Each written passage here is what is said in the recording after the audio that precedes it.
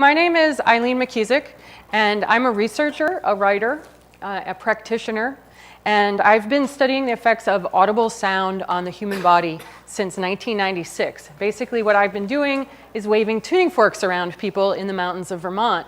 And in the process of doing that, I've made some very interesting discoveries, which is what I'm here to share. So I wrote a book that came out last year. It's called Tuning the Human Biofield. And it details my research, my method, and this very interesting concept I've come across that I call the Biofield Anatomy. So, what is the human?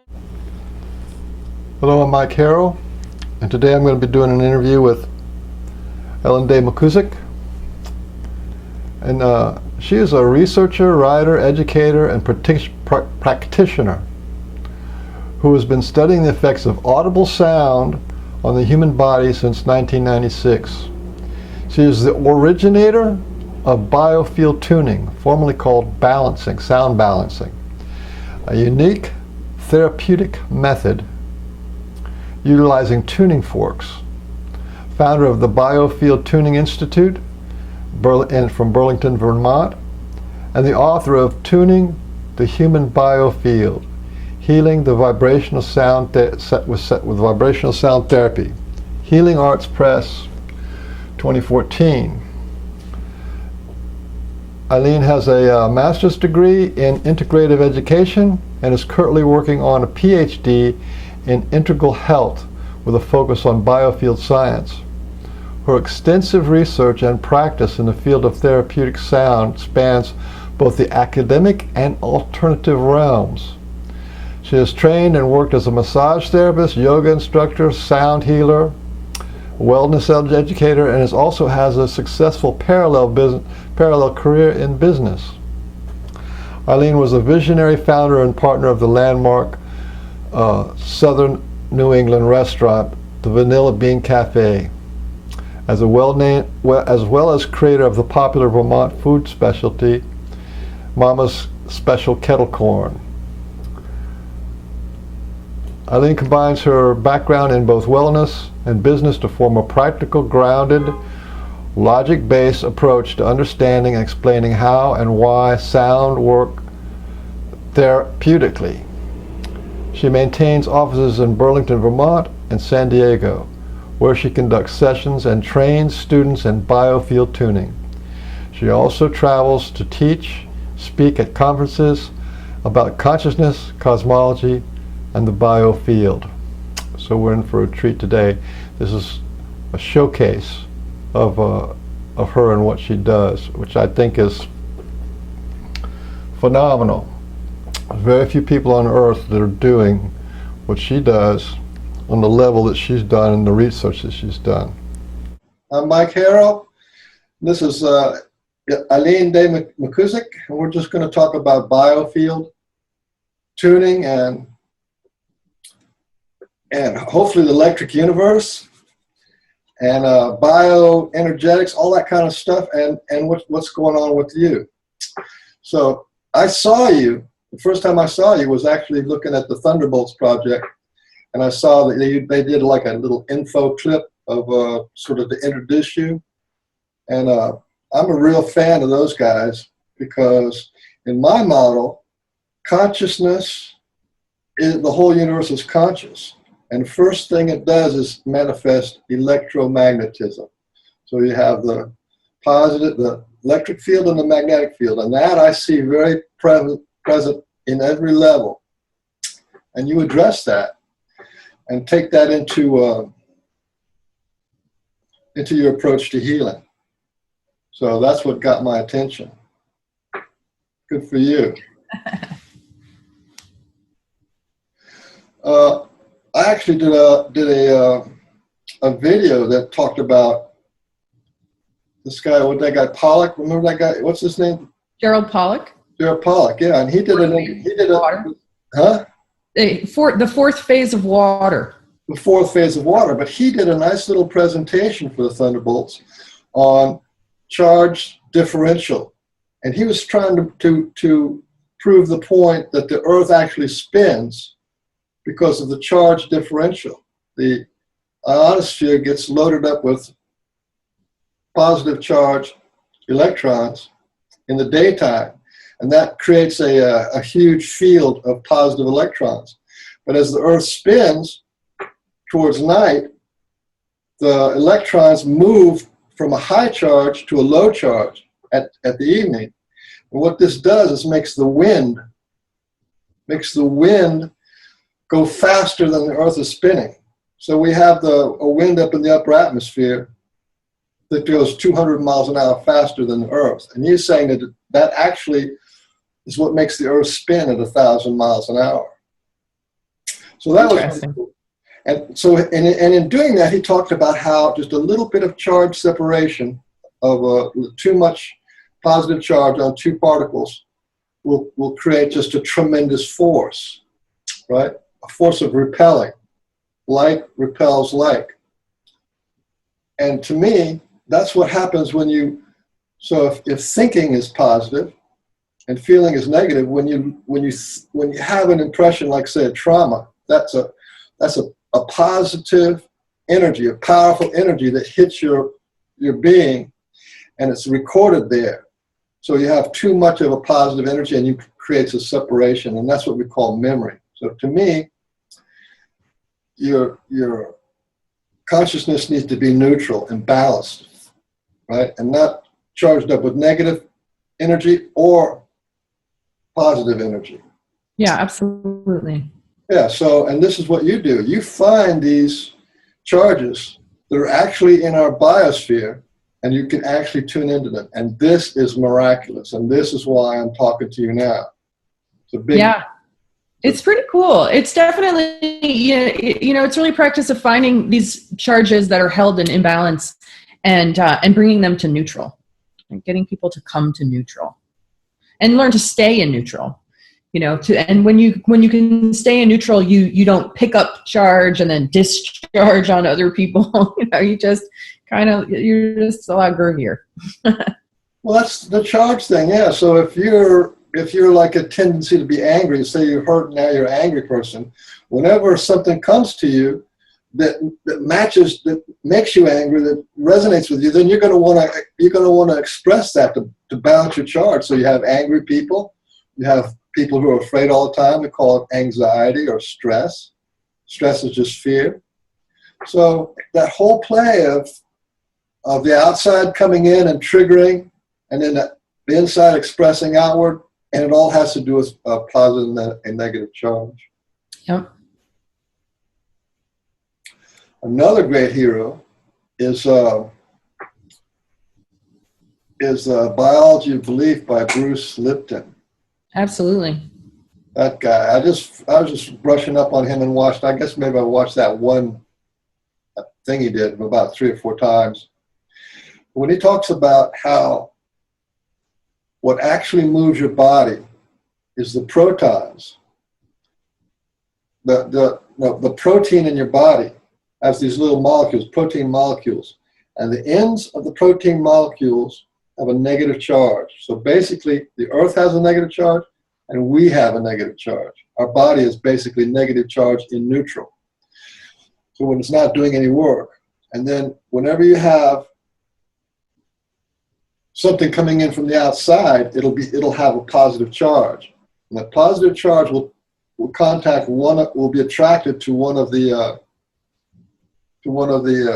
proton ends, and it'll actually change shape. And that's how everything in our body works, is because of a charged particle, whether it's a hormone or a little piece of calcium or something like that. That's how everything happens in our body. Is it how we actually move is with a positive charge or a negative charge, back and forth. It's very amazing.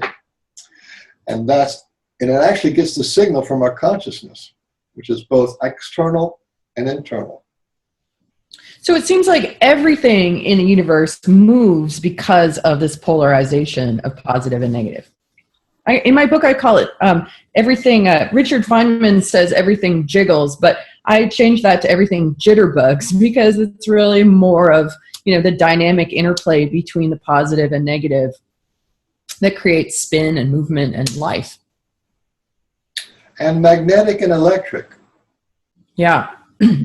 Right, where the magnetic is more considered what we would consider feminine, and the electric is more what we would consider masculine.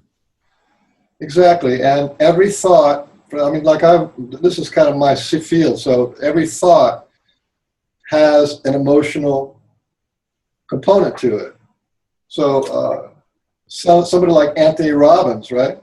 He goes out there and gives this great speech, and what he does is he connects his emotions to his words, and then the whole crowd goes, hey, we'll get all inspired. So there's an emotional, the power of thought is in your emotions. Absolutely. If you're just a low emotional person, you're talking about something, you're just droning on and on. There's no power. That's right. Yeah. Yeah. He puts passion into things. Yeah, passion. Oh, you got to have passion. Yeah. That is really the magnetic quality, the emotional quality. So there's the thought is the electric, and the emotion is the magnetic, and they're supposed to work together. Yep. So the other thing that I was really fascinated with you is that you actually have plotted out the biofield, like made a map of it. Could you talk about that? Yeah, I mean, it's hypothetical. It's I call it the Biofield Anatomy Map, and it is basically something that arose in my awareness through pattern recognition in exploring the terrain around the body, kind of like with sonar. I use a single tone generator, right, frequency generator, and ping the body, ping the field, and then listen to what came back. And what emerged over, 20 years of doing this, it was in the first 15, I think, that, especially sort of between 10 and 5 years was where this really developed. But this discovery that I kept finding the same patterns in the same places, and that these particular overtone sequences where, the tuning fork, the fundamental wouldn't change. If I was using 174 hertz, that would stay steady, but I would hear kind of a different interplay in the overtones and undertones as the tone from the fork intersected with, what appears to me to be standing waves of encoded information. It actually, at this point, seems almost like binary sequencing to me. But I discovered that every time I would hear a tone that was evocative of the feeling of sadness, and all these tones, they all kind of, there's an emotional quality to them that, for whatever reason, just this sort of odd gift, that I would just know what it was. I would get into an area that would sound sad. And I discovered that all the sad stories, all the sad memories seemed to be stored off the left side of the heart area. All the angry stories were stored off of the right side of the solar plexus. And so on, just kind of all around the body. I just discovered this storage system. But so not only did I find that the field seemed to be stratified or compartmentalized with specific frequency patterns sort of living at certain levels, but that it also had a timeline aspect in that as information was being generated, it was moving away from us. Kind of like rings in a tree, right? Because trees grow from the middle out. So information that I found at the outer boundary of the field, and there definitely appeared to be a boundary, a membrane that comprised like the outer edge of this magnetic bubble. That what was just inside of that was birth, and then earliest childhood, and then like light years, very equidistantly up to the body, which would be current or recent. So if somebody I was working on was 40, and I found heavy perturbations off the left side of their heart halfway through, that became an indication that something really sad had happened around the age of 20. So I would say to my clients, what happened to you when you were around 20 that was really sad? And then the person would tell me a story, that at that age that was really sad. And so this model got reinforced over and over and over again. And I didn't believe it for a long time. Data. What's that? That's data. Yeah, data. Oh, absolutely. Lots and lots of data. Data. Yeah. And I had a really busy practice because, you know, people find alternative holistic therapists because they have a problem that they haven't gotten help with yet. And so people would come to me with all kinds of problems, physical pain, emotional angst, depression, you know, anxiety, all kinds of stuff. And because it's all vibration and it's all patterns of vibration, and anything that goes wrong with you is some kind of noise in the signal. Sound is a very elegant solution, this very consistent input that's created by a single tone gives the body the opportunity to become self-aware of its own noise and to actually auto-tune itself. So the method has been surprisingly successful in treating all kinds of things. And so people tell their friends. So my practice got really busy. So I had the opportunity to collect a lot of data. And for a long time, when I was seeing this, I didn't believe it. The reason why I didn't believe it was because I've read a lot of books. I'm really, you know, kind of a rabid researcher. I think kind of like you. And I go down rabbit hole after rabbit hole after rabbit hole. And I had never come across this model before. I had never seen anything that said that memories are in the field, that, you know, in this specific storage area, this timeline thing. And I was like, how could I be discovering something that nobody else has discovered? So I was skeptical. And I was skeptical right up until I started teaching. I started teaching my method in 2010. I got kind of bullied into teaching by some clients and friends, even though I didn't know if I could teach what I did, and I didn't know if I was ready to teach. But so when I started teaching them, I was reluctant to teach them the Biofield Anatomy because I was like, this is one person's subjective experience, and I don't know that I feel confident like sharing it with you. But I did, and then they went out and they found the same things. And now I've trained like 500 people, and everybody can like work with this map and find these traumas. You know, somebody lies down on the table and you don't know them from Adam, and you can be like, oh, you had a trauma at this age, you had trauma at this age, you had a difficult input here, and it all lines up with the map. I'm still a little skeptical. I mean, I'm actually raising money to create a lab where we can really test this with instrumentation, like a robotic arm. You know, like, are these patterns really here, or did I somehow make up the whole thing? I don't really know. Photons leaving the body, you mentioned that. Yep. With that Faraday cage where you can actually see. Yeah.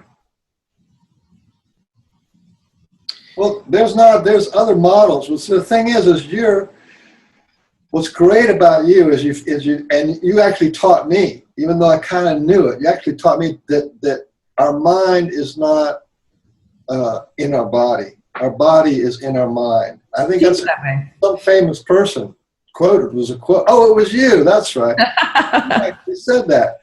And that's like a profound shift that our intimate, put it this way, our intimate person, our mind is a 6 feet bubble. Yeah, it seems that way. I think that way because our computer screen is our brain, so we're kind of organizing it here, but we're actually existing in our whether you call it spirit or mind or consciousness, is in this, our personal intimate one is a 6 foot bubble. It's like, the way I look at it is twice as far as one arm. So yep. How far it is.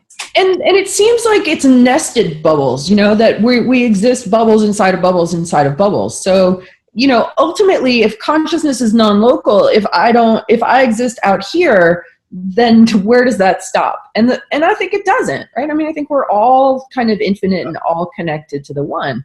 So it's a radical departure from the illusion of separation that we're all laboring under. And, you know, I've spent a lot of time thinking about what a mess humanity is and contemplating why and what can be done about it, and came to the conclusion that it really all stems from this belief in the illusion of separation, this idea that, you know, I only exist in here.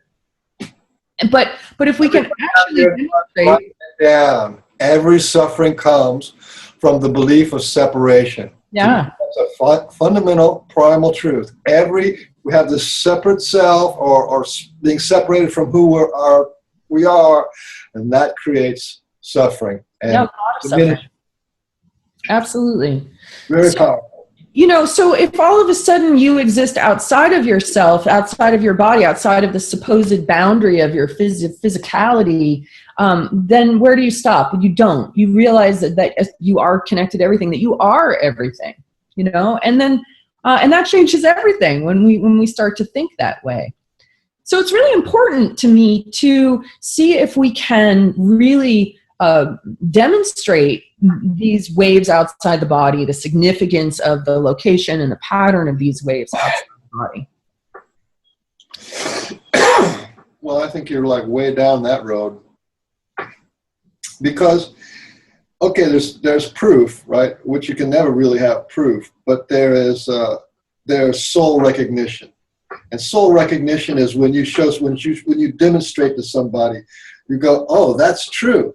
When somebody has that resonance, that's like a soul recognition, and that. So science can never prove that. What is provable is only in this three-dimensional mental range, but soul recognition goes all the way out to the end. So you're showing somebody you do this, and this feels this, and then they feel better. That's a soul recognition or consciousness recognition that doesn't need proof. Yeah.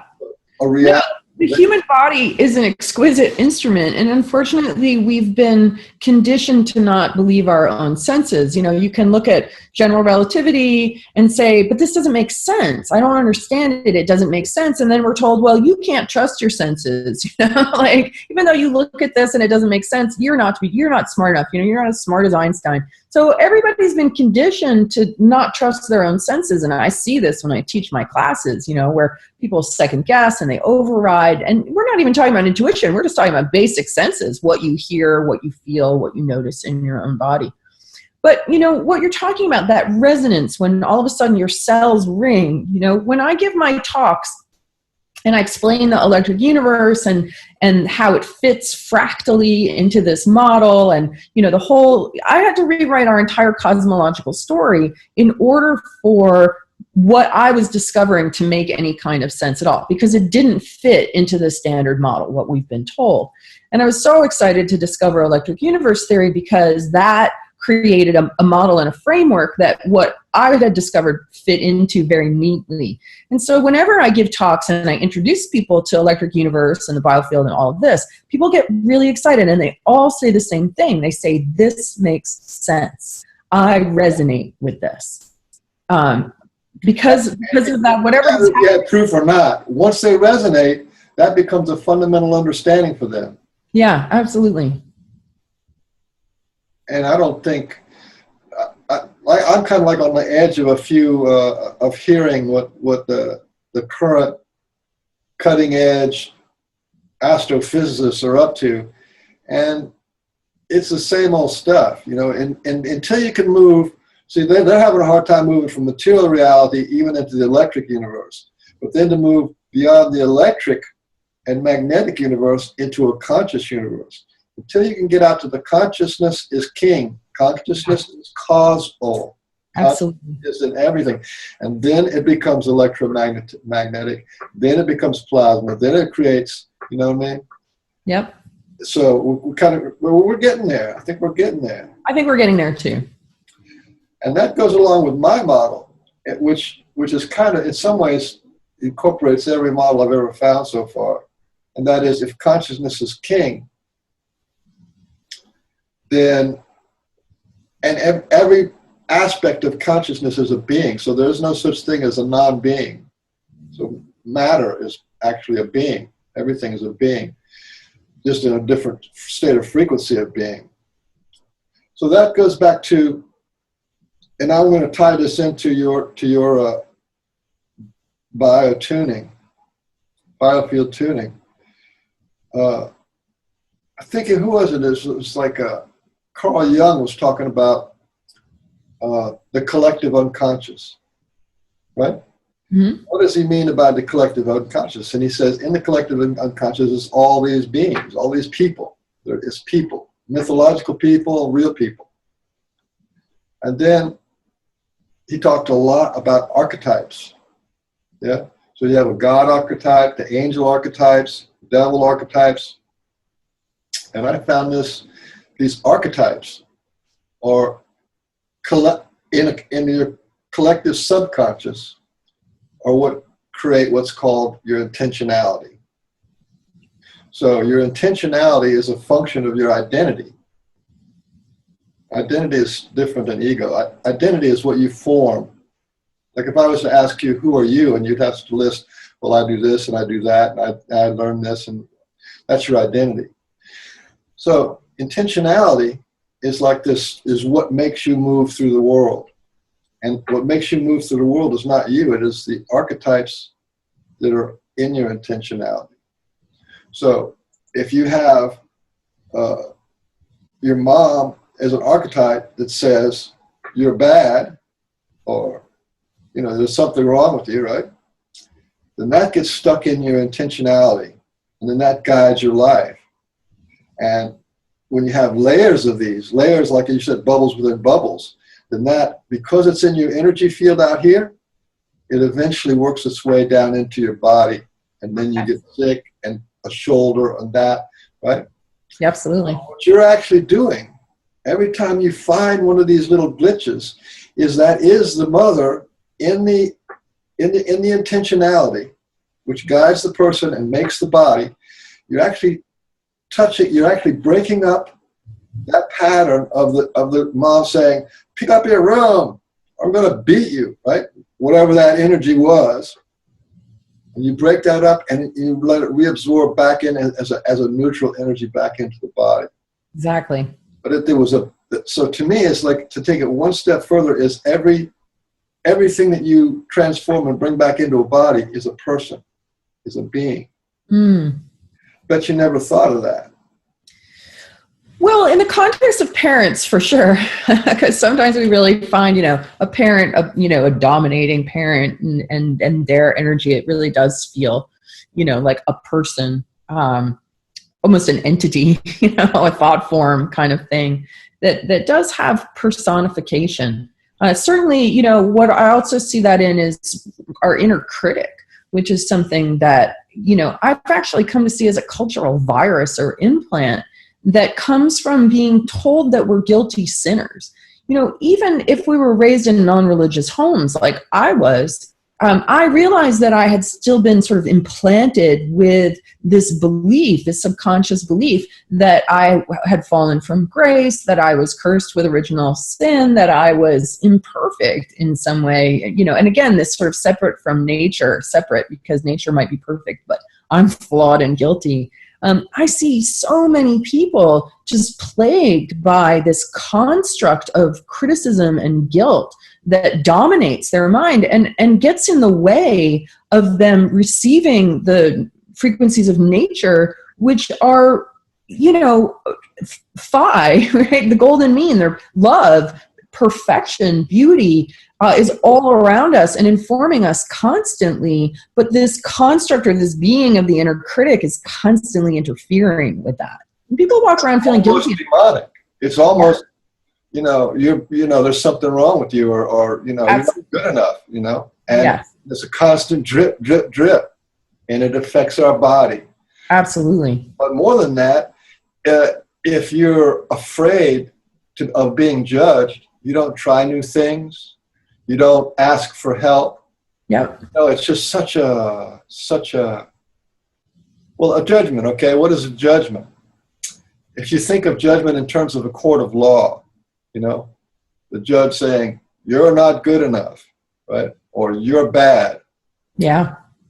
Okay, well, what does he do after that? He hammers the little gavel down, and what does he say? Punishment. Guilty. Yeah, guilty. You're guilty of being not good enough, not pretty enough, not smart enough, not talented enough, not caring enough, not spiritual enough, like whatever it is. Now, when he does say guilty, then comes the punishment. And what is the punishment in the court of law? Well, it's often prison, right? Or fines, or, sucking some kind of life out of you. Exactly. And this is exactly what happens whenever we are inner-judged. That's right. Judge ourselves. First, you're going to like this, okay?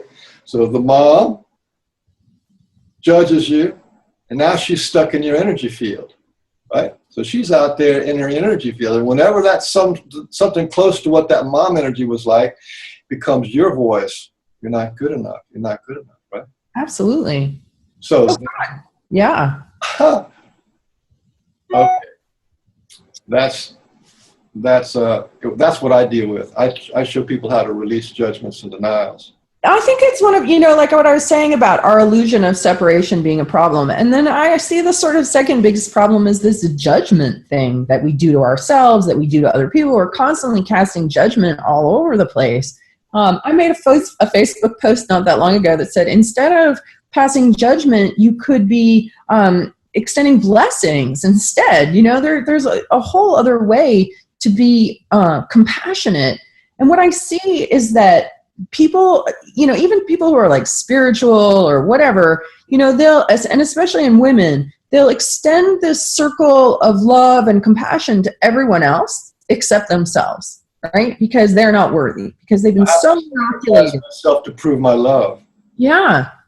And it's so destructive and so corrosive, and it inhibits people from, like what you said, trying something new, being messy, going outside their comfort zone, following their natural inclinations to. Well, this is the whole thing, because of this identity, and when I talk about intentionality means everywhere you go in your life is this bus, and that means every result that you've gotten is because the bus of intentionality has taken you to that place, right? Yep. If you're being the victim, or if you're being afraid all the time, or if you're being angry all the time, or your life's not working, or you're afraid of relationships and all that kind of, those are the bus stops, right? Yeah. Who's driving the bus is not you. This is very important. It is this field out here of archetypes, that are now stuck in your energy field, and they're like judging you. And it's a heavy duty deal. And they're magnetic, so these tangles of charge are magnetic, and so they're constantly attracting other people's tangles of charge. So we're always, tangles encountering tangles and having kerfluffles, and it's all just, field interactions from these stories and, imprints. Yeah, unconscious. And there's a lot of influence too that I find in the field that's genetic, patterns that have been going on for generations. No genetic. Not genetic. Absolutely not genetic. It's the morphic field. It's the morphic field that vibrates the genes. Yeah. Bad self-image, or woman should be quiet and pregnant and in the kitchen can go on for generations. Generations. Children are bad and should be, spare the rod and spoil the child. So you beat your kids for generations. So it is this, like you said, the virus of judgment, the virus of belief that goes from generation to generation. Absolutely. Absolutely. And then the trouble with New Age thinking is that, you're told, well, I can change my thinking and change my life. You're only looking at it the level from me and mine, and not realizing that you have a morphic field that goes back generations with this patterning that's informing you way below the level of your conscious mind. So then when you try to change your thinking and change your life and you can't, then what do you end up doing? Feeling guilty because you're not good enough, to fix this pattern that you think is just you, but is actually much bigger than just you. Much deeper. Much bigger, and this is actually how our civilization is created, of this hierarchy of importance, and you're always at the bottom. So there's always, the boss is more important, and then the mayor is more important, and then the governor and the president, and then God and the angels. So everybody's more important than you. Yep. Celebrities. Back to that disconnect of we're not nature, we're separate from nature. Yeah, the fact that we've taken divinity out of nature has really created some big problems. and that's a being. A tree is a being. The sky is a being. The reason, to me, I take this very personally. I went out and just talked to Mother Nature. The storm raging down on my house. I said, okay, Mom, whatever you want to do. I love you. It's just whatever, you know what I mean? And I actually saw, after a few hours, I actually saw right where past Miami, there was a shear. It looked like somebody just pushed a wall back, just went right up the coast. We just didn't even get any 40-mile-an-hour winds, nothing, just rain. Nice. So, you know, so you can talk to the wind, you can talk to the earth, talk to the plants, talk to your dog, talk to the spirits, and they all kind of are there for you. Absolutely. I talk to the universe every day. That's dangerous. I do too. I ask them to, you know, if you got anything you want me, let me know. You know, give me a heads up. So that's one of the things. So this is so exciting talking to you. It's like talking shop. I'm really glad you're out there teaching people this, because people need us hands-on, because there's no way. What happens, I can almost guarantee you that what happened to you when you're doing all this tuning is that you were being tuned. Oh, sure. I mean, we definitely have that experience because it is all one. When I tune someone else, I'm tuning myself. And I get to witness this wonderful transformation that happens in my students between each level of training. You know, by the time they get to level 3, they're just like blindingly light. That people go from having all this sort of heavy energy that they're carrying around with them, and then as they work on other people and then get worked on by their fellow students, they just become lighter and lighter. It's a fascinating alchemy that takes place, and as people become lighter, they become more joyful and more playful. And so we just laugh and laugh in my classes, which, you know, especially the level 3 classes, because everybody's lightened up. And yeah, you know, benefits from doing the work. And at this point, I mean, I've done thousands and thousands of sessions, and I also, now I'm doing these group distance sessions, which I know sound really bizarre. It isn't even anything that I would ever participate in, but sort of came about by necessity, because my practice got so busy that I couldn't work on individuals anymore. I'm like, there's so many people who especially have the same problem, which is a lot of my clients are baby boomers, women in their 60s, and they all have the same pattern of dysfunction in their fields. And I was like, there's so many of you that I should try to work on you all at once. And I did an experiment working on a group at a distance with astounding results. And then I went on to do a few more experiments, including one in a Faraday cage. And the feedback was all the same. You know, people were feeling things moving in their bodies, you know, and having state changes. I just did a group distance session yesterday on deep cleaning the lymph system. And I got a message this morning from somebody who said that the swelling in their feet and their ankles and their calves was way down this morning. And this is after, you know, being part of a group with a couple hundred people, me in Vermont and them in California, and they experienced a state change with their lymph congestion. So I put myself in every single one of those groups, and I've done, I don't know, 180 or so far since I started. So you're talking 20 to 30 or more people? Yeah, more. I mean, the biggest group I ever did was 1,000 a couple months ago. I do free ones now and again. I always get a lot of people to sign up for those. So it's kind of a trip, you know, working on the morphic field of 1,000 people, and having them, you know, have detox and have energy moving. I always send out monkey surveys after my free ones, and consistently 80% of survey respondents say they feel energy moving in their body when they're receiving this work at a distance, which is wild, you know? Well, I think you should take full credit for it, except you keep asking the universe to help you out. And to me, there's beings out there that the intent to heal is basically you built up an intent to heal others and yourself for a long time. And that when that becomes to a certain degree immaculate, then the whole universe says, okay, here's somebody doing some work, and they start pouring energy into you. Yeah, it's really possible for you to heal 1,000 people in this. Once you're focused and it's all lined up, the energy comes through you, goes to them. Boom. Yeah, absolutely. It's 100% possible. Yeah. I mean, I've got a lot of evidence that kind of points in that direction. So, and I definitely feel, you know, like you know, that coming through me. It's not about me. It's just about me getting in alignment. And, you know, the thing is that everybody, you know, healing is just getting down to what we really are.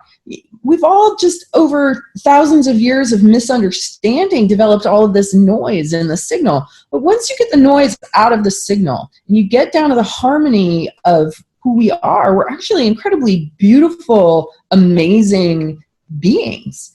And the only, the Course in Miracles or, New Age stuff talks about there's really only two emotions. There's love and fear. I would say, there's only two states. There's like coherence or noise. And we're either in a state of coherence when we're kind of groovy with the essential beauty and harmony of the natural world, or we've got noise in the signal and we're tripping out about some kind of misunderstanding or, morphic nonsense. Well, Course in Miracles, I'm not a big fan of. There's always truth in everything, but there's been a big push for denial in this world. I mean, there's people who say that fear is the soul killer, and the only thing you have to fear is fear itself, and conquer your fears and get over your fears, pass your fears, all this stuff, And they do the same thing about anger. Don't be an angry person, and that's not spiritual, and that's low, right? That's not what it is at all. It's a polarity. And love that you want, that you like, is anger and fear. Anger and fear are love. And just like you said, on the left-hand side is fear and sadness and sorrow. The right-hand side is anger and rage, right? And when we do not express or vibrate, in other words, we deny our fear, stress, anxiety, OCD, what is it? Obsessive compulsive disorder? Obsessive compulsive disorder, right? OCD. Yeah. What is that? That is denied fear. So yeah. You're always, did I turn this on? Did I turn this? Did this happen? I should watch this again. See, it's just fear. So it's all fear. So you deny your fear, it's going to come out somewhere else. Absolutely. So if you have fear on one side and anger on the other, and they're never expressed, that means they're denied. They accumulate. Huh? They pile up and take on charge.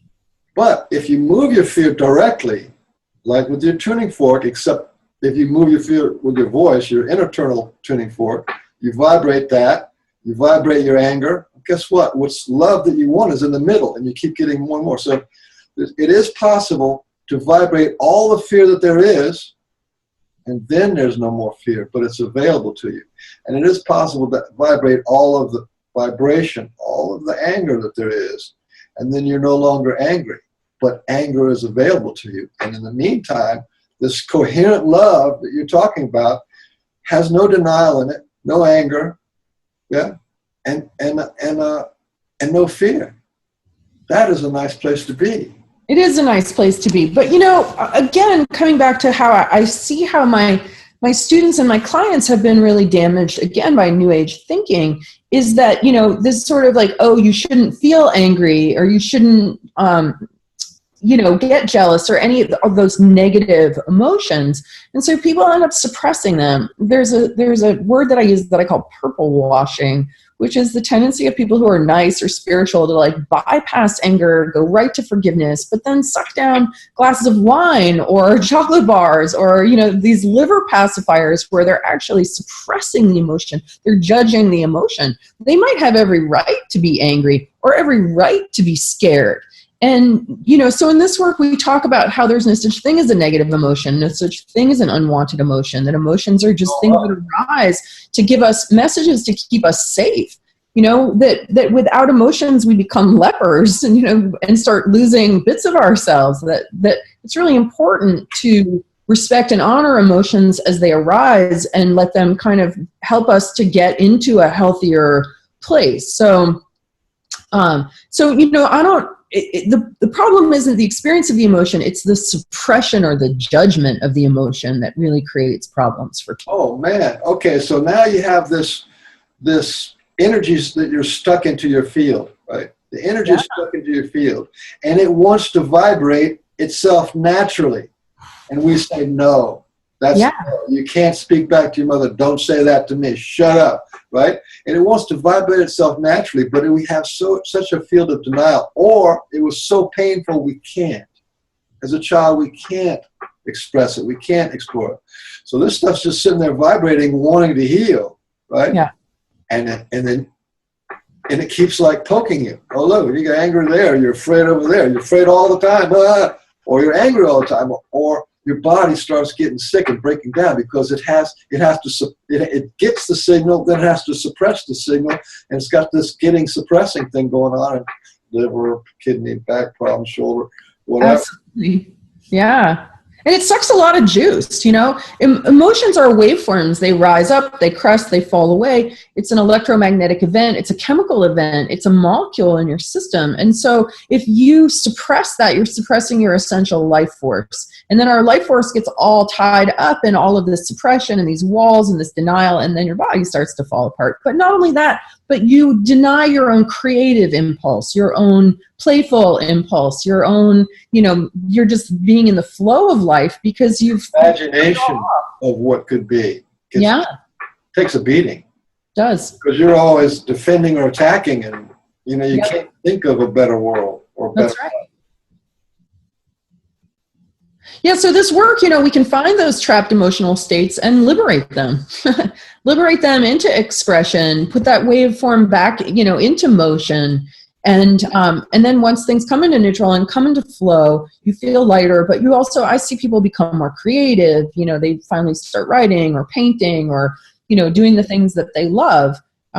Speaking their truth, you know, that's a big one that so many people, like you said, you know, if your parents are like, don't talk back, and, you know, it's not safe to be spontaneous and genuine, then you're just going to constantly suppress that. And so, you know, the number one prescribed drug in this country is for thyroids. And that, to me, I was surprised to hear that, honestly. The number one medication is thyroid medication. Now, thyroid suppression comes from not allowing our energy to flow right through our center. Many people are, you know, they're speaking and not being heard, or they're suppressing. So, you know, genuine healthy energy is not flowing through here. And then the thyroid becomes deficient because all your energy is stuck out in your field. I know this being judged and self-judged is a pretty big deal. I mean, and it is so much richer, deeper, and pervasive than people know, because we deny it. I'm okay today. You know, I had a little problem, right? But when that stuff is there, it adds up. Yeah. And a lot of it happens subconsciously. Like people, they've been doing it for so long, they don't even realize that they're doing it. You know, that it's just something that just happens automatically without any kind of self-awareness. Well, it's such a natural part of life that we don't actually recognize what a judgment is. That's right. We don't recognize what a denial is. Yep. I mean, I have this list. I don't know if you want to see it or not, but I have this list of judgments that I have associated with illness. And it is shocking how long this list is and how many different variations on a theme that there are. I mean, I think it all comes down, what I've seen is that it all boils down to unworthiness, that on some level, they just don't feel worthy of harmony in that department of their life, and that they need to be punished in some way and kept in. And I really do see so much of it going back to creationism, Adam and Eve being cast out of the garden, and this idea, you know, that everybody has been inoculated with that they're guilty sinners. So you have to, in order to keep fitting into that scenario, you have to keep creating places where you're just not worthy. And where you feel you're not worthy, you block life force, you block love, and that's where disease arises, because the stuff that renews it and keeps it healthy isn't allowed to flow there because you're not worthy of it in some way. You know, I ask in all of my classes, because the second chakra, you know, and I want to make it clear that even though my book has chakras on the cover, like, I didn't want that. That was my publisher who, you know, insisted on putting Vedic symbols on my book. And I don't even really talk about Hinduism or that kind of thing. I got an email from a Christian who was like, I have to take off the cover and like mark out all these things because those are cursed symbols. And I was like, oh, well, whatever. But so the chakra model is one that I got started in with my very first set of tuning forks. And I do work with it, but I want to look beyond that model. I think that, in an effort to sort of bridge science and spirituality and make this idea that we have this magnetic bubble where our memories could be stored in standing waves, that when people who are skeptics, who are scholars, they look at this idea of chakras, and it tends to create a bias and a judgment around it. So I'm looking, moving forward to figure out how to describe the model less in terms of chakras, just because of the charge and the judgment around that. Now I forgot what I was telling you about. Well, in my model, it includes the chakras, but I base the model on 4 things. The top 3 chakras I call spirit, art I call heart, will, your emotional body, is the bottom 3 chakras, and then form, your whole form is your body. Those are 4 centers of consciousness. And if you'll notice, when your body is tired or really hungry, your voice changes. Oh, I'm hungry, or I'm tired, right? It changes. When you're in your heart, you're playing with your kitten, or you're playing with a baby, or your loved one. Oh, my loved one. Your voice changes. Your whole attitude changes, right? If you're in your emotional body, you're either happy or sad or angry or what? Your voice changes. Everything changes. And when you're in your spirit, your mind, you're being, that's who you are normally, right? So you have these 4 basic divisions. But these divisions are also spiritual divisions, and they're actually in the Bible. So that's a kind of like, I work with that because I actually teach people how to talk to your heart, and then have your heart talk back to you, and talk to your will, which is your emotional body, which is also your inner child. So to do that to love, like so a lot of times we have a hard time loving ourselves, but we could love our inner child, or we could love our own wounded heart, especially if we can have it talk back to us, because all things are conscious and all things are beings. So that model actually works really good because it includes these. Now I'll tell you in my model why the 7 chakras are important. If you take them and put them sideways and you think your mom and pop stuff, your birth trauma, your mom and pop stuff is first chakra, right? Yeah, family, tribe. All the issues with mom and pop and birth and all that stuff is first chakra. Now, second chakra is man and woman, relationships, brothers and sisters. That's the second chakra, right? And you go out to them and they, right? All the issues of what will they think? What will my friends think? What society won't accept me? That's another realm, okay? Then the next realm is heart, right? And heart is the world. The world is a good place. The world is a bad place. I'm acceptable to this world. The world is evil and out to get me. It's bad. You see, there's those judgments and feelings about the world. That's the heart chakra. And then you go up to the throat chakra, which is voice and vibration, but it's also begins to be the angelic realm, where you have the saints and sages, the ascended masters, and the angels, and all that kind of stuff come from that realm, psychologically, emotionally. And then you have God, which is your third eye, your mind, okay? Those 6 centers right there are how we relate completely emotionally. So God is the mind, okay? And God is what judges. So the man judges the woman, so you have the man and the woman. So God judges. So every judgment you ever had has an overtone of God in it. And this is why, if you look at this, you can look at those. These are actually spheres. You're talking about the spheres. So if you have a God energy, there's always a God energy. That's why it's out there, and it affects you in there. So like when you're a child, your mom and dad are God. They are everything, right? And then our identity and civilization is based on these levels. That's why there's a hierarchy. Even though you can say that we're all one, there's still this internal imaginary hierarchy. Now, the actual God is the God of nature, the God of the universe, and has no judgment, no nothing. It doesn't judge, not angry, not jealous, doesn't do any of that stuff. So the judgment of the God is in the mind. So that model is really good. In the context of the Biofield Anatomy, in the third eye, the imbalances are worrying about the future. What will people think? You know, how am I going to fit in? How am I going to pay my taxes? And then these sort of regrets or reflections about the past, where all of this judgment comes in. I shouldn't have done this, and I shouldn't have done that, and I shouldn't have said this, and you know, I'm bad in this way. And it is all it's outside of time.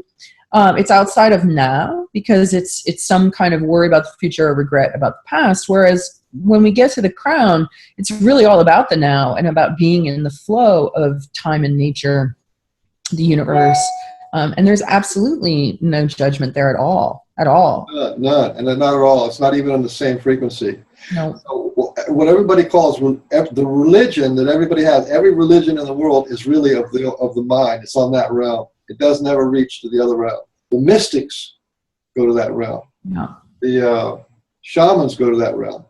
But everything that we think of as God, and that's why there's so much denial, because how can you rage at God or be angry at God or deny God? So you have to take it into yourself. You know, I'm not good enough. People don't value me. I have no value. I don't like, I can't embrace my darkness because it's opposed to God. I'm afraid of being full. I'm afraid of my full power, because I'll be more powerful than God. That's what a slap in the face that is. I definitely see people over and over again being afraid of their power, just really afraid of their power. I remember what I was going to say before, having to do with the second chakra, because the second chakra has to do with self-worth, and it has to do with sexuality and creativity, and even, you know, cash flow is attributed to that. And I ask people, I say, who's comfortable receiving pleasure, being powerful, receiving money, like all of these things, and nobody raises their hand. Sometimes guys do, but no women ever raise their hand. I'm like, oh yeah, pleasure, power, money, bring it on, you know, because we just don't feel worthy of it. There's so many obstacles in the way, so many judgments. Judgment, denial, and every judgment demands a sacrifice. Every judgment creates guilt, and guilt demands a sacrifice. So we sacrifice our creativity, we sacrifice our self-love, we sacrifice our hopes, we sacrifice our dreams to the altar of guilt that is caused by judgment. Yeah, amen. That's really true. So, you know, the other thing I wanted to, so I could go on like this for hours. The other thing I wanted to talk about was the hero's journey. And you have a great hero's journey. To me, when the universe, there's a, what is it, making a silk purse out of a sow's ear. So many people who are great innovators and great thinkers have had to overcome difficulties and really some hard times. And you had some pretty difficult times as a teenager. Would you mind talking about some of that? Well, you know, I don't know that I had much more difficulty than many people do. Although, you know, I had a pretty good childhood. My parents were actually really great parents. They were appropriate and, you know, not crazy and not abusive. I did have 5 older siblings that I grew up with that were 6 to 12 years older than me. And it was like growing up with a pack. And I did, you know, suffer a lot of tickling and teasing and, you know, sort of physical abuse. But I was thinking this morning that, you know, having that, growing up with an abusive pack of siblings actually turned me into a ninja. That was actually good training for me. So I don't regret that. But my dad did have a massive stroke when I was 10 and was handicapped until he died, you know, 17 years later. And my mom had to take care of him, and she had a nervous breakdown. And, you know, so everything kind of fell apart health-wise, mental health-wise, physical health-wise with them. And there was a lot of suffering. So I grew up really seeing my mother suffer, my father suffer, and then just being a teenager in America, you know, teenagers suffer. It sucks being a teenager in this country. You're so burdened with all, again, judgment, guilt, not being good enough, comparison, stress, pressure, you know. And I went to prep school, which is very pressury, you know, so that by the time I came out of high school, I was very damaged. I felt schizophrenic. I felt suicidal. I was depressed. I became bulimic. I developed an eating disorder. So when I was about 17, I started, really obsessing about needing to be skinny. And, I'm a big boned person, but I had felt all of this pressure that I had to, be a twig. And that turned into bulimia, which then turned into something that I couldn't control anymore. And, when I was 18, I realized that I had a problem. I tried to stop and I couldn't. And then I was like, well, what? I mean, if I don't have control over myself, who does? Right? Like, where did this go? Can't I control myself? So I started, I've been a really big fiction reader all my life, really just devoured books. And I kind of took that ability to devour books and I turned it into the self-help realm. And I started reading everything I could, science and spirituality, human potential, health and well-being. And after about 3 years of that, 2 years of that, I figured out why I was engaging in this behavior and I was able to stop. But I still struggled with food. I stopped the binging and purging, but it took about 10 years to really get to a place where I could just eat when I was hungry, stop when I was full, no cravings, no drama. But food is a really tough thing in this culture and body image for women. And I feel very lucky, that I fell into the lobster pot that so many people do, but I was clever enough to kind of find my way out of it. But in the process of finding my way out of that lobster pot, I learned a bunch, and I learned that I was interested in health and well-being and healing, and so I just kept going. I just kept reading. I ended up going to massage therapy school and starting a small massage practice on the side of owning a really busy restaurant, and then then kind of stumbled into this method, which has been an adventure. It was certainly nothing I ever, if you had told me when I was 25 that I was going to discover this whole different model of mind and memory and healing and trauma with tuning forks, I'd be like, okay, whatever. I didn't expect it. I'm talented with food. I had a busy restaurant, and then I started this specialty food business that was becoming crazy. And, thought that was the road I was going to go down. But I kept doing this tuning fork practice on the side because it was curious and it was interesting and, it was puzzling and, kind of kept me going into it. And about 10 years into doing that part-time was when I started discovering, because I was just working right over the body with the tuning forks. That's all anybody was doing. And then I discovered this stuff out in the field by accident. And when I started working in the field, my therapeutic outcomes became dramatic. Just dramatic. And after a little while of that, I'm like, I'm on to something here. And it changed the body, changed everything. It changed everything. Really so dramatically. And I was like, I got to bring this out in the world. But, there was a huge image problem. Like, I'm using tuning forks to balance your chakras. Like, even now, my inner critic, skeptic, cynic looks at that and goes, really? Like me? Why do I have to be the one waving tuning forks around? It's just weird and embarrassing and new agey seeming. And it took a while for me to get. That's a judgment, isn't it? It is a judgment. And it limits you in a tiny way. And then you have to pull up some energy going, no, this is good, and I'm going to keep doing it. That's right. I'm going to keep doing it. And the outcomes were compelling enough to keep me doing it. And, willing to say, I'm doing sound healing with tuning forks. I balance people's chakras. But it's really cool. There's something going on here. But what was really compelling to me was this idea that when I was encountering these tangles in the field and the tuning forks were changing the way that they were vibrating in these tangles, that they would vibrate more, they would get louder, they would reflect the chaos. And this feeling that I was encountering resistance, like actually bumping up against something, I was like, this is stuff, what we call stuff. This has mass. Like, this has got to be measurable. This is, so I realized that if I was going to take this out in the world, that I needed degrees. And so I went to college as an adult and I got my undergraduate degree and my master's degree, and I wrote my master's thesis. So my book is actually based on my master's thesis, which, trying to put together a serious academic document about tuning forks and the human energy field was definitely a challenge, but I found the resources I need in order to make it pretty legitimate. And so, I've kind of gone off on this journey to understand the phenomena that I was encountering and try to fit it into some kind of context that makes sense. which is why discovering plasma and the electric universe was so key in this journey, because it really was, you know, the missing piece that when I put it into the equation, it made everything hang together. It was just a delight, really, to discover EU and to get involved in the EU community. They're changing their world in a way, and they're coming along with the biology, the electric biology, you know, and that has to do. I only talked to Walt Thornhill one time on Facebook, and I was chatting on one of his comments or something, and I said, you know, and he's like an old school theorist, you know, it's like it's philosophy. They call it natural philosophy. Yeah. And so and I said, you know, in order for this to work, it's sooner or later, consciousness has to fall out of the electric universe.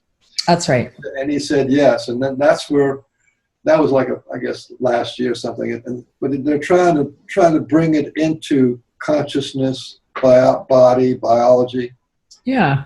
So yeah, that's what my work does, right? I'm like, you know, this plasma out here, it's consciousness. So, you know, it's, I know they're working really hard to have scientific acceptance, and you know, we need proof of this sort of thing, right? I mean, it is not enough to say we're hypothesizing that this is here. I think we need evidence of that, and I feel like, you know, the fact that we that there's a seemingly a mass here, and that these perturbations. So my sort of dream and desire is to be part of a team to create instrumentation to really show this, to show these perturbations. Even this idea that we have this double layer plasma membrane at the outer boundary of the field where there's a significant charge differential there. You know, it's like, God, if I could just have a little machine, a little device that shows that there's a higher area of charge, you know, in this 5-foot boundary, that gives a model for how these standing waves are here. Right, so we know that you're saying that you could actually hold the tuning fork in your hand, and when you move it past this little field, so whatever it is, little layer, when you move it past there, the tuning fork will increase in volume or change its frequency just enough for you to tell. Yes. How come you don't just put a microphone on it and put it into an oscilloscope? Well, it's not that simple, you know, because that's what I tried with my master's thesis. I was like, okay, well, let's just put a microphone on this, and, you know, then we'll be able to really demonstrate it. The problem is that we have the artifact of the tuning fork activation, and that every time that the tuning fork has to be struck in order to be activated, and that, you know, you could strike it harder or softer, and so it produces that's too much of an artifact to base anything on. So I did find somebody who created an auto-resonating tuning fork, a tuning fork that uses magnets and electric coil to set up a kind of permanent vibration as long as the battery is switched on. I'd like to have him produce one that has an embedded microphone or transducer that would send more of a pure signal to a spectrograph analysis kind of system where we could really look at that. Chart. It just shows you frequency and duration and stuff. Yes. That's pretty low tech.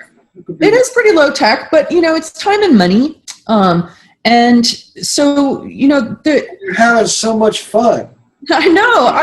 Believe me, at this point, all I want to do is be in a lab. I mean, I've spent enough time in clinic. I'm actually starting to train teachers to teach the work, because there's definitely a growing movement of people who want to learn it. So I'm angling, you know, to get myself in a lab and have all kinds of devices and technology people and start to really play with how can we really show this? What are the different ways that we can show this? No, but that all takes time and money. So we're actively, I just got word that I might be receiving a grant to start. Gerald Pollack has the Institute for Venture Science, and I applied for a grant from them. So, you know, that would be amazing. That would be great, right? So this is our intention, is to get me into the lab with a bunch of other clever people and start playing around to show how we can really demonstrate this. This is a third phase of water. I'm also friends with this lady, Nico, and she's sort of like the head of the Dr. Emoto's World Peace Project. And that was another key element, I think, that people need to understand, that when he talks about the little putting your intentions into water, and then the crystals are the good intentions, nice crystals. Bad intentions kind of put lousy crystals. And then they did the experiment with the rice. Yep. And that is compelling. And Yeah. I just did a water experiment recently. The whole standing rock thing and feeling my inner warrior wanting to defend the earth. I was like ready to go out there and bring tuning forks and teach people in the first aid tent how to use them. I didn't end up going, but I did do some distance work on them and on water. And I had a very profound experience where I realized that, because water is so highly suggestible, that we are keepers of water. We are water. We are earth. We're not part of it or separate from it. Like, I'm water, and that water came from the earth. I'm minerals. I am the earth. We all are. And if we're constantly judging ourselves and feeling guilty, then we are creating all of this sense of impurity in the water, and that's what we're seeing. Resistance to our connection. Yeah, and resist and denial of our own innocence, denial of our own purity. And so I did some, work on I motoed myself, where I was just really charging my own inner water with a sense of clarity, purity, cleanliness, right? Sinlessness. And then I did an experiment with tap water. I live in a city, and so I had 2 glasses of city water, and I took one of them, and I vibrated myself at that vibration of purity and clarity and innocence, and I put that vibration into the water. And then I had my 2 teenage boys come in, or 15 and 18, and I had them drink from both glasses, and I said, what do you notice here? And they said, oh, wow, this one tastes completely different, the one that I had blessed.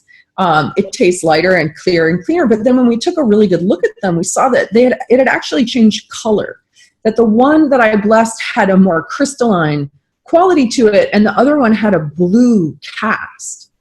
Whoa. Right? So that's magic. I mean, that was fairly amazing. We're just like woo-woo magic. Totally magic. It is total shamanic stuff. But it isn't really, because it's just vibration. I embodied with a stronger vibration. It's resonance and entrainment. I resonated through my own intention that water into a more pure expression of itself. And we do this all the time. I mean, whatever you are feeling, the water in you is vibrating at that, and you're a walking tuning fork. You go out in the world and you are spreading your vibes, not only locally, but non-locally, into the whole morphic field of humanity. And when we have all these people walking around feeling guilty and impure, it's no surprise that the water has become what it is in the world. Oh, man. Well, I'm really glad in a way that we didn't really talk about the issues of the world, because that's another whole thing. To me, sad to say, but it is exactly a reflection of what's going on in mass. That's right. Mass, especially in the United States, is our inner world is reflected as our outer world. And this whole God is in power, and the body of humanity doesn't matter, and the will of humanity is to be denied. It's the same as what's going on inside of people. And it has been planned this way for a very long time. Seems that way. Yeah. But, here's the thing, is that I say in response to that, from where I sit, at the head of the table in these classes I teach, the world is actually getting lighter. Oh, and yeah. I'm seeing this light come up in individuals and radiate out. So, I believe in our power to evolve through this. I think that there's a whole wave of transformation that's coming through, and it brings up, all this ugliness and this out there. But what's underneath is light, and I see it dawning. I really do. I do too. I mean, I feel like there's a wave of healing and transformation. I'm not a big one on ascension. No, me neither. We talk about that in my classes. I'm like, forget this ascension nonsense. I think that's a my ass is ending. I have to go somewhere. No, it's just a way to kick the can down the road of like, why can't you be powerful right now? Why can't you be content right now? Why can't you be grounded on this earth right now. You know, I think ascension and a lot of New Age spirituality is a blind alley that's disempowering and is nonsensical. No, we don't talk about higher vibrations being better or ascending or anything like this. We talk about getting clear, coherent, present, empowered, right here, right now. Congruent. Yeah. Yeah, I feel the same way. And to me, it is an incarnating. We are incarnating these ourself again. What your work is a reincarnation of what was split out is now reincarnated into you. And then we have to go from that new regular self, also be able to incarnate other realities, like we are connected with nature, and we incarnate that connection, and we're connected to all beings, and we're connected to the higher being. And there's an incarnation into the being, into our being. And to me, that's the way, and that is, we're standing on the earth, and it all gets connected back down into the earth. And to me, that's what makes, it's not what you add on, it's what you take away. You take away all the stuff that's not you. And that's right. The noise in the signal. Yeah. The noise in the signal. Ghost in the machine. Yeah. Yeah. So you're going to be going on tours. I foresaw in my little crystal skull that you're going to be going on tours around the world. And how many classes do you teach every year? It's like 10, 20, something like that? It's more and more. I mean, it just keeps filling up. So I do have a home and a school in San Diego, and then here in Burlington, Vermont. So those are my primary places. But I'm actually leaving on Sunday to go up and teach in Halifax, Nova Scotia. Then I'm back out to California. I'm speaking at some conferences. I'm going to Australia in January, and the UK in June. I'm going to Costa Rica in February. And then things just keep adding up. You know, we've been selling my book and my tuning forks all over the world. And the first language that my book is going to be translated into next year is Czech, of all things. Oh, no, those people are on the ball. Yeah, so I'll probably end up there at some point. And I love to travel. I traveled a bunch as a teenager. I travel. I like it. And my vision really is to, spread to Biofield tuning across the globe. There's 7 billion people who need to be tuned.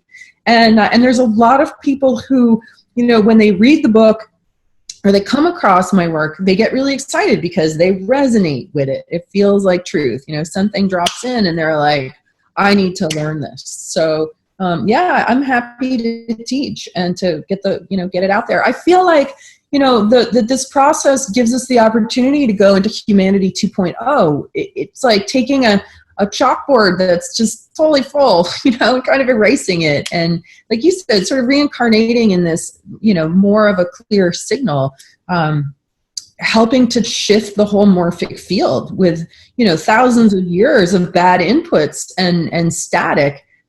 We can get that out. I mean, I really see. Taking responsibility. This is what is so wonderful about you, because in your way, you're taking responsibility for a lot of people's shift. And that I respect. I saw that right away. That and this is what you have to do. You take responsibility for your field, and then you take responsibility for what's going on inside of you, and then boom, guess what? You're connected to everything out here. So you might as well take responsibility with that outside of you too. And that's adulting. It is adulting for sure. So. What else is on the agenda? What else where else are you going? How's your restaurant doing in your mom's kettle corn? Oh, well, those are all, I sold them. I started the restaurant with my family back in 1989, and I was involved in it on a daily basis for 13 years. But really started to feel, I had kids, and kids in the restaurant business don't go. So we sold my portion of the restaurant to my brothers, who went on to start 2 more restaurants. Very successful little restaurant empire in Eastern Connecticut has carried on. I sold the popcorn business in 2006 to go to school. So, I'm very busy, mostly teaching. That really kind of takes up a lot of my time. And then I do these group sessions and occasional one-on-ones.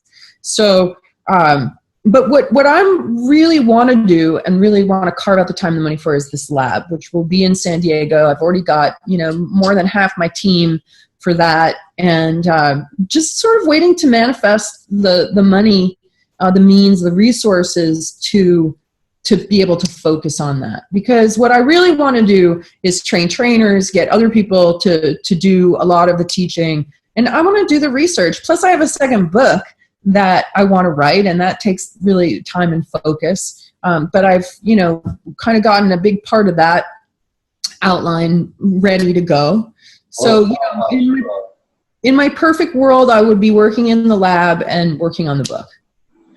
Well, you say you train trainers and you train people. And I would like you to give like a little boost or a pep talk that for people who are teaching healing, or they're workshop leaders, can you explain to them that it is possible to make a living at that and make for good money? You can pay your bills and travel and have fun.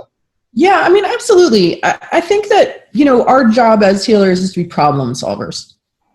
And if you help people to solve their problems, they tell their friends, right? And there's so many problems in the world, so many people, so many problems, that the market is endless. It's endless.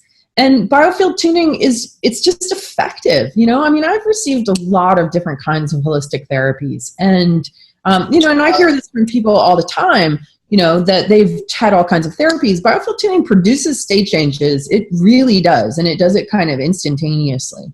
So it's, you walk out the door. You walk out, you feel it. You really do. Especially coming from me. I turn people upside down. But, so, it's a great tool to put in your toolbox. If somebody's, a lot of people doing Reiki, they're trying to energy medicine. Reiki's kind of the first, Reiki is pretty good, but Biofield Tuning is it's just orders of magnitude beyond that as far as its potential effectiveness on a lot of different levels. Well, yeah, and also the thing about you is you don't have to put your soul energy, your body energy into it. All you have to do is follow it and push it back to where it's going. So it's really, you're working with the person's energy, so it's actually less invasive than a massage or a Reiki or like even hypnotherapy. Those things, some of those people are very, very good. So all good, all modalities work, but this one has got a special, like I said, it's like not invasive and it's effective and it works. That's why I'm talking to you right now. Yeah, good. Yeah, it is. It's non-invasive. You don't have to get naked. You don't have to get stuck with needles. You don't have to have bones cracked. You don't have to have people having their hands all over you. It's just very, and it's really, the physics of resonance and entrainment and the magnetism of the sound. Even students who've never had their hand on a fork before will come to a class. They'll work on a fellow classmate who's got a sore knee, and they'll shift the magnetic field around the knee, shift the way the electricity is flowing through the knee. The person will get off the table and be like, wow, my knee doesn't hurt. And the person didn't even know what they were doing. It's just the method is so, as it evolved. And I feel like this came through me. I kind of discovered it or whatever, but it was definitely almost channeled in a way. Yeah, I know the feeling. Yeah, so just the method itself is just so effective that people don't even really have to have a lot of skill or practice or, even sensitivity, because everybody learns it. People are always afraid, I'm not going to get it, I'm not going to feel it. Everybody does. The hardest part of the work itself is actually striking the tuning forks consistently. People struggle with that. It's hard to strike the tuning. Not too hard, not too soft, just the same every time. Yeah, that takes a lot of practice. But the actual, feeling where these perturbations are, kind of sensing into how long you need to stay there until they resolve, and kind of let the, the energy that's stuck there kind of decouple from where it was frozen and then shift it. That's surprisingly easy. It's like a setup. It's like there's a way. This is the thing about when I did my emotional healing work. I went down into my emotional one and I realized that there's a way, there's actually a process that people get wounded. And it's pretty simple, you know, it's an automatic, nonverbal, subconscious, and invisible. It just happens, click, click, click, click, and that thing is stuck to you. And if you just reverse that around, so for every way that you can be wounded, there's also a way that you can reverse it. It's almost like, only you're doing it mechanically by vibrating with that same energy, diffusing it, and then raking it back into its place. And so it's like a mechanical thing, but it's still going to work. If you got hurt, then there's got to be a way that you can get unhurt. That's right. It's like pulling dents out of a car. I talk about doing emotional healing work like there's nothing romantic about it. It's like cleaning your house. Mm-hmm. Now, a house that you haven't cleaned, or you got this house, it's a fantastic house, but it's all full of dirt. Well, you just clean the house, and here's the thing about this work. It's funny. It's like if you do it right, nothing happens. I mean, 3 days after the person's back to normal, it's like nothing has ever happened. They're just normal people. And they don't have that pain anymore. They don't have that discomfort anymore. And they don't even think about it. Yeah, it's true. Nothing happens because in your natural state, it's normal. That's fabulous. A lot of people, you wouldn't be able to like use that as a sales thing. Like, I'm going to heal you and nothing's going to happen. But that nothing is a big deal. If you've been having pain for years and years and years, and then all of a sudden it's gone. Yeah. It's a big deal. Well, sometimes things happen, you know, sometimes people do have detox from this work. And, you know, because in these areas of stagnation in the field, there's corresponding stagnation in the body. And when you introduce flow where there's been stagnation, it can dislodge muck that, you know, the body just hasn't had the resources to deal with. So, you know, just like when you clean the house and it's full of garbage, you know, you got to take the garbage out, right? And so sometimes people will develop mild flu-like symptoms, headaches, waves of emotionalism. Actually, when I first started getting worked on by students, you know, I was a big suppressor. I didn't really have any choice growing up. And lots of compartmentalization, little bits of stuff stuck all over the place. And when I started getting worked on and bringing that old stuff back into circulation, I actually produced a huge amount of mucus for like a month. I lost 7 pounds. I didn't even like change my diet or exercise or anything. My body just got rid of waste. So that's unusual. I mean, to have that extreme of a reaction, most people it's just a couple days. But I was a master suppressor, so it went on and on. Everybody's different. Everybody's different. They have different layers and they have different frequencies. It is. You know, it can be either the dance of the devil or the dance of the divine. It's still very complicated movements and stuff. But it gets back to being very, very simple. Separation away from your authentic self creates stress, and that stress will get stuck in it gets stuck in your body on the cellular level, and it gets stuck in your energy and consciousness as, you know, my body is a dumping ground, you know, my body is a storage of all darkness, or I have to put everybody's life and comfort above my own, or yeah, I have to sacrifice myself, and that's my love. Yep. It's sad, really, because it's software issues, not really hardware issues. Yeah, no, it's really true. Programming. Yeah.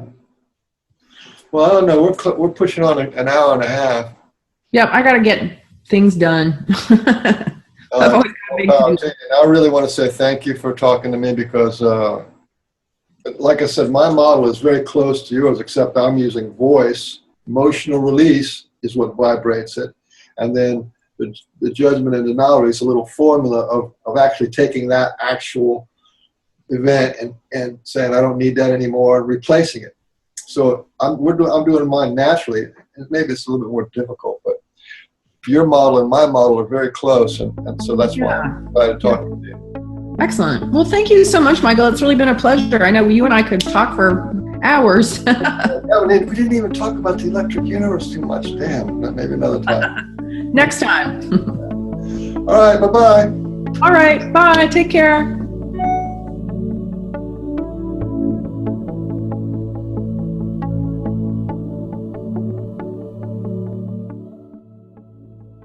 I'm going to show you. Eileen Day McKusick footprint on the internet. This is YouTube, and if you type in her name, Eileen Day McKusick, you're going to get 547 results, and she has some very good videos running on there. This is her Facebook page, her personal Facebook page.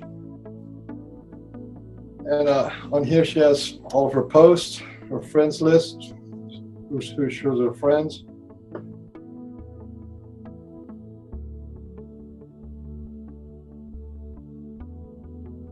I like to look at the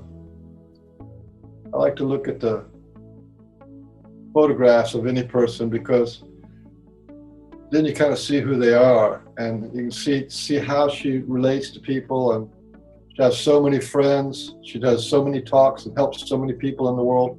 It's really amazing. It's a picture of her tuning forks, which I think she sells in her book. Tuning fork in her book. Tuning the human biofield. And people she knows, conferences, talks all over the United States. I guess she's headed for all over the world too. This is her website, okay? I have links to all this. This is her website, Biofield Tuning, Biofield Tuning. All about her. That's her bio.